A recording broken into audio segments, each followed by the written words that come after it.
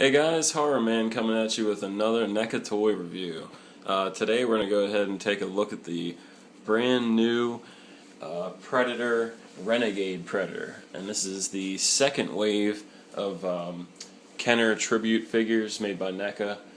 And this wave, this is the Renegade. And then if you look on the back side, you also have Scavenge Predator and Cracked Tusk Predator, which is also new in this line. And then you also have a nice little picture up here. Kind of looks like that art reminiscent of the old Kenner line. And then if you want to go ahead and pause, you can go ahead and read the bio. Really cool figure.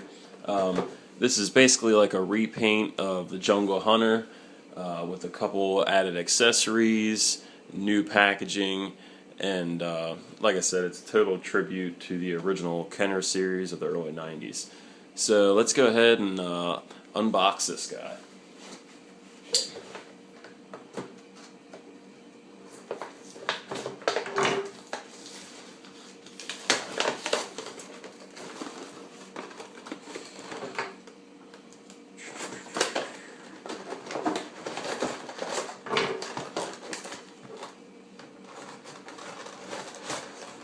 Oh boy. Trying to direct this card back too much. Oop. Alright, so you got it here. You can see there's only one twisty on there. It's kind of nice. The weapons come in like a little tray separate. And then you can just kind of pull the front off. And then you have your figure inside. The cannon just kind of loose in there. And only one twisty on this guy.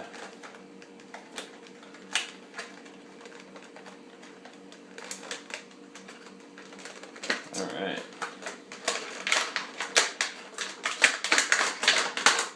NECA's getting really nice with these packaging. Very cool. Alright, so we got the figure out of the box. Let's go ahead and clean up my mess, and we'll go ahead and pose this guy up. Alright, so here he is all posed up. Really cool figure, man. He is almost identical to the Jungle Hunter, but the paint is just totally different. He's completely got this green paint on him. It really gives him like this monster look. He's got this awesome like bladed staff that he can hold.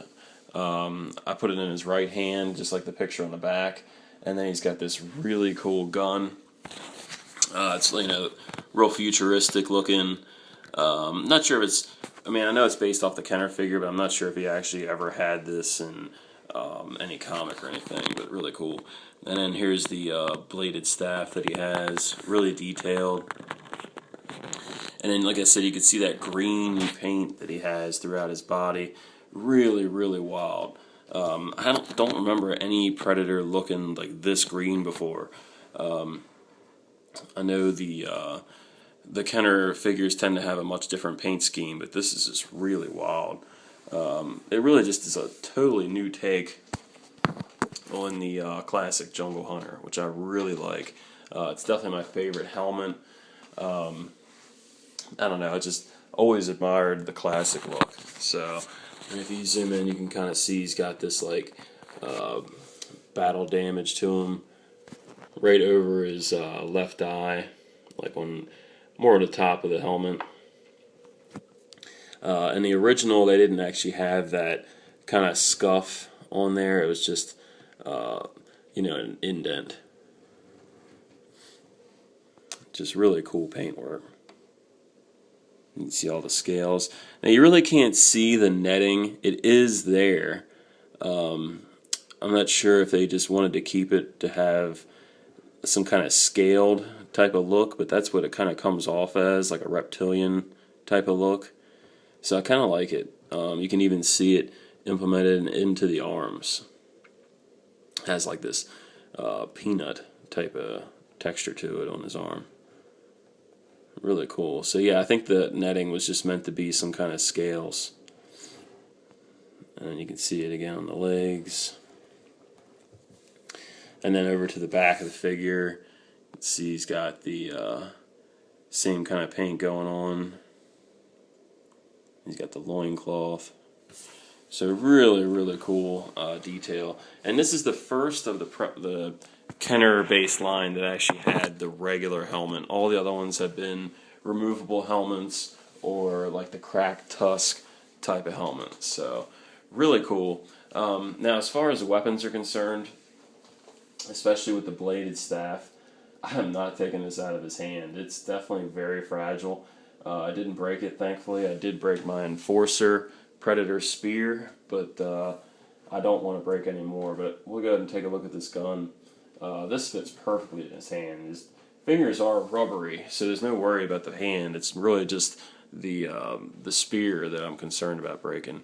But as far as this gun, I mean, this is heavy duty. It's not going to break. So really thick, you know, it won't bend or anything like that. The handle's probably the thinnest part, but even that's pretty strong. So really cool looking. You can kind of see where he might pump the gun. And then over to that staff. Again, you know, it's really fragile, plastic. It's a little more lighter than I thought they would go. I don't know, it might have been better going with like a rubber. And I think going forward, they might think about going for a rubber type of staff, because I've broken so many of them damn things. Not just NECA, the McFarlane ones also. So, really cool. Now, I know some people have mounted it on his back, and I couldn't find any way to do that. If I do find that during the review, I will tell you how to do it. But I believe the old one actually did mount on his back. So, we'll go ahead and take a look at some comparisons with the other Predators. Alright, so here he is next to Nightstorm Predator, which is from the previous Kenner wave. You can kind of see they both have that wild color, so they go together really, really well. And then this particular Predator also had the removable mask, so they fit really nice together. Alright, and here he is next to Big Red. If you notice the legs, they're a little bit different as far as articulation-wise. But the helmets are actually the exact same helmets, so it's really cool to see that through paint they've really changed what a Predator can look like. And here he is next to the San Diego Comic-Con exclusive Albino, which is from the same family as the Big Red, which are all part of the Dead End series. Now, I don't have the Jungle Hunter, but this is probably the closest I have to that silver. This one's a little bit lighter silver than the Jungle Hunter, but you can see how much of a difference the gray and the silver look next to each other. Alright, and here he is next to the McFarlane original Predator. And, you know, these guys definitely are much different. But I guess as far as, like, comparing old stuff to new stuff, this is probably as old as I have. So unfortunately I don't have the classic Kenner Predator, but you can definitely see a huge difference between these. Alright, so that's my review. Overall, I'm really, really happy with this figure. It goes perfect with pretty much any of the Predators at this point. You know, unfortunately I missed the Jungle Hunter when it came out. I had so many Predators at the time, I said, oh, I'm not going to buy any more, and I really shouldn't have passed up on the Jungle Hunter. So if you missed that one like me, definitely pick this one up. I mean, it's well worth it. It's really close to what the Jungle Hunter looks like, but it's really got this nice green paint scheme that just really highlights all your other Predators, you know, in your collection. I mean, it's just really cool to have them do a tribute to Kenner, which was you know, a giant line in the 90s, and you know, pretty much inspired a lot of lines for the future by McFarlane, by NECA, and you know, it's really nice to see so many different Predators at this point. You know, like I said, I keep saying I'm not going to get any more, but I don't see myself stopping anytime soon, so definitely pick this one up. You know, even if you're not a huge fan of the Kenner line, this is the only one that I remember that had the classic mask. So you're probably not going to see any more like this, except for there is a Alien Predator 2-pack coming sometime in the fall. So it could be a different version of him, maybe an unmasked version, maybe even a removable mask version, which would be really cool. Even if it doesn't look perfect, you know, it'd just be nice to have, even if you just like keep it sealed or something. So definitely look forward to it. But yeah, like my video, comment, and subscribe. See you guys.